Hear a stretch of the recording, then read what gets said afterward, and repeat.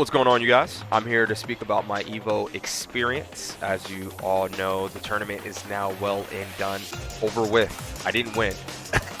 Tuned to its finest, definitely a joke. That's a little bit of the conversation overflowing from, we just got done speaking a bit about rollback coming to Dragon Ball FighterZ. We believe that Dragon Ball FighterZ has been tuned to its finest.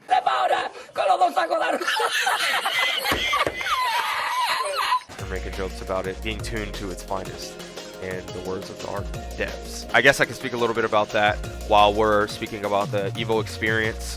If I'm being honest, a lot of people weren't really whiffing medium buttons and stuff like that as well. I think the community is getting really good at whiff punishing these things. Vegito A is still around, but because it's around and we're aware of it now, it is one of the best defensively called assists in the game. It is one of the best neutral assists in the game for the amount of the screen that it covers. And now that we know there isn't going to be any balance patches or anything coming, we can start preparing, and we understand what it is that we're looking for. We know what's going to be in front of us. It's been in front of us for months now. It's going to be in front of us for the future. So if you don't have a way to counteract these things, you are going to lose, and you're going to lose bad, because these things are going to expose your weaknesses, and you need to make sure your strengths are strong enough in order to compete. Looping that back into what happened with me at Evo, I definitely feel like I could have set myself up better for the event. I didn't play it much offline before, so there was a bit of an adjustment period that I was making in the midst of the tournament. There's also situations where, outside of just like drops and such, when it came to decision making, I noticed my own decision making wavering as a result of not being sure how to adjust my opponent, or not having set responses to what exactly it is I'm looking for. And these things showed. These weaknesses that I had, these inconsistencies in my own decision making showed. These ways of not having to find ways of how it is I want to win neutral, not having these things kind of spelled out and having them be a bit too loose, came and bit me, because I wasn't prepared for when somebody who was more willing to do and enforce their will, I wasn't able to identify how it was I wanted to strike back quick enough. And speed is the important part. It's not that I'm not able to make decisions. The whole game is about making decisions, but you need to make decisions in a quick manner. In order to do that, it's better to already have your set responses. So if I've learned anything from this last Evo, is that deliberation is the most important. Presence and intent. That is all the things that I think helped me back from making just outside of top 64. But let's talk about where I did make it, because honestly it was very defeating to me to have lost outright like that.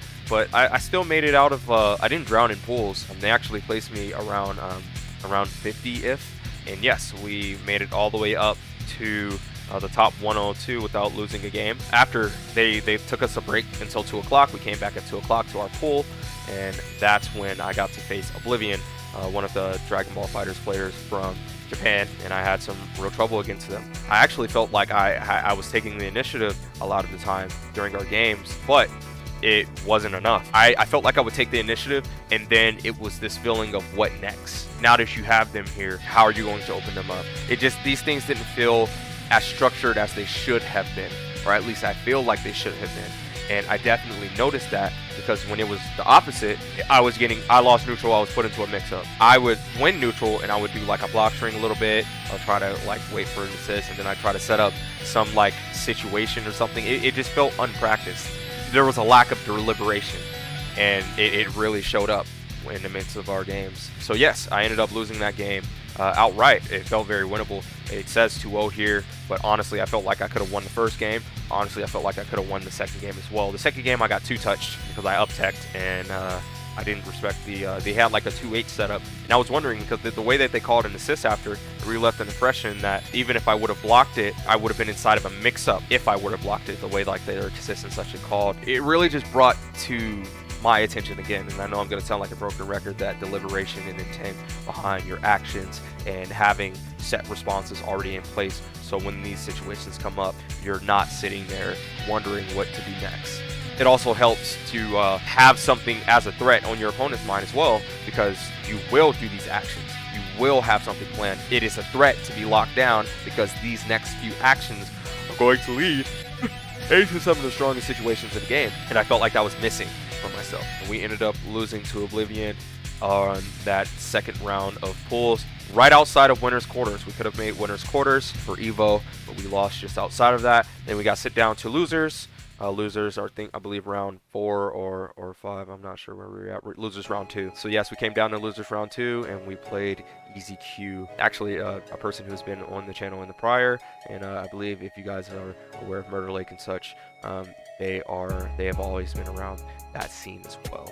So we ended up losing around then, and then the tournament run was over at that point. Just to go over the final score, what I went 3-2, and I got 65th place out of the 635 people. So I was seeded to be 52nd. If I would have won another match, any of the matches I would have placed there, because if we go over to Easy Q, the person who brought us down, they secured that spot 49th place. So this is around the projected seeding that I would have gotten just losing right outside of it to a 2-1 match. It was a pretty good match. That is our Evo experience. And again, if I had to just wrap it all up in a nice little bow, we need set responses, we need set action, and we need set intent. And all of these things can be done by understanding what your game plan is, and then understanding how it is that you want to adjust your game plan when certain situations come up. Honestly, I just felt very underprepared, if I'm being honest with you. That's kind of surprising because I was talking about trying to win Evo 2022 for an entire year. Switching around teams and stuff like that definitely didn't help. I need to solidify what it is that I need to do moving forward. I need to understand how it is that I want to win a game, and after answering these questions, I can then start to develop the game plan that's going to help me succeed. And after developing the game plan, I can start developing set responses to certain things that are going to interrupt that game plan. With all these things coming together, we will not lose at Evo again, and I state that here today. 2023, I'm coming. We're never done learning, it's never over.